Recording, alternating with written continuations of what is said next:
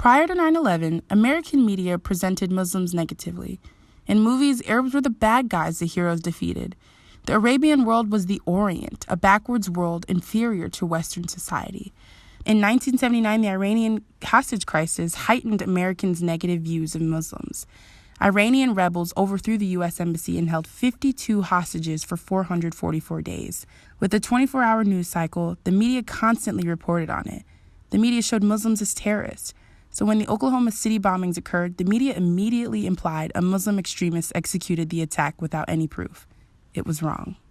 The live coverage of 9/11 included no mention of Islam because there wasn't any information at the time to indicate who had perpetrated the attacks. Similarly, in the days immediately following the attacks, organizations and politicians vowed vengeance on those who had carried out the attacks. But there was little information of the identity of the attackers. The FBI officially released images and information on the 19 hijackers on September 27th.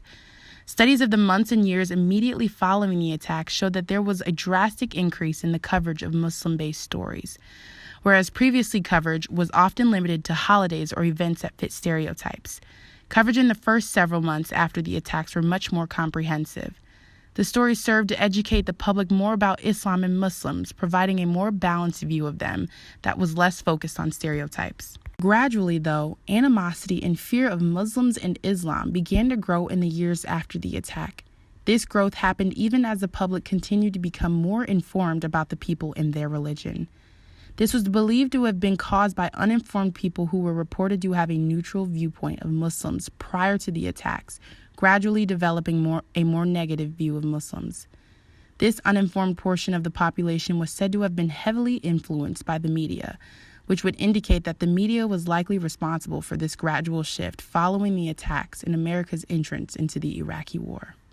Almost 2 decades after the 9/11 terrorist attacks, Islamophobia still remains rampant, largely due to the media and how Muslims are portrayed. In the aftermath of 9/11, Muslims have received the largest increase in news coverage relative to other minority groups. These narratives include, but are not limited to, gendered sympathies where Muslim women are pitied and in need of rescuing, or good versus bad Muslims in television shows where the character either shows an extreme amount of American patriotism or is in fact a terrorist. This concept is known as simplified complex representation. Positive representations of Arabs and Muslims have helped form a new kind of racism. But how? In essence, mainstream media tries hard to represent Muslims in a victimized or sympathetic role, which coincidentally counteracts its initial intent and instead plays into the stereotypes of Muslims. These so-called positive representations have been used to mask Islamophobia to provide that the United States is now a society where racial inequality has been eradicated.